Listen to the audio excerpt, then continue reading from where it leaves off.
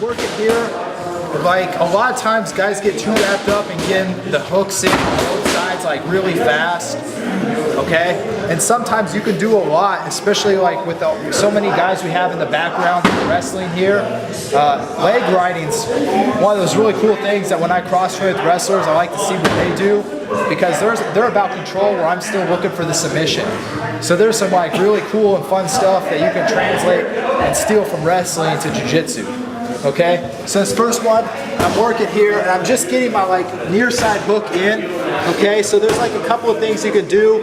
Not to sound like mean, but sometimes a little bit of brute force and kind of like getting it in is all you need to start it out. So I'm working here. I don't want to be like too far this way, and I don't want to be like straight behind him. Okay, I want to kind of be hip to hip here, and I just start flaring his elbow out for my wrist control.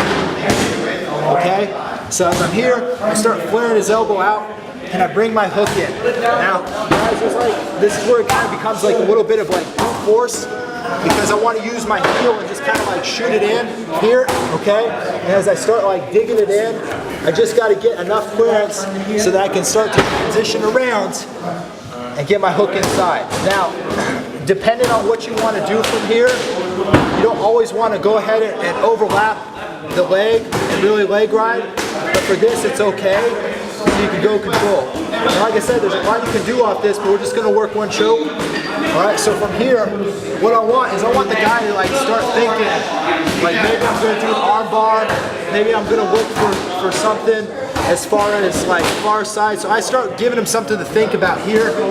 And again, this is just kind of like grinding on the guy like a wrestler would, okay? And I start giving him something to think about with this far arm here. Okay, so from there, I just pushing on the back of his head, I just reach through, and basically I'm going to grab my own shorts. I don't literally have to do it, but that's what you want as far as like how deep it is. Okay, so I grab my own shorts now. From here, the guys, if he's bought into your arm thing, he's too concerned about this, which is fine, because it's all, the trap's set. So now what I do is I fall on my hip, guys.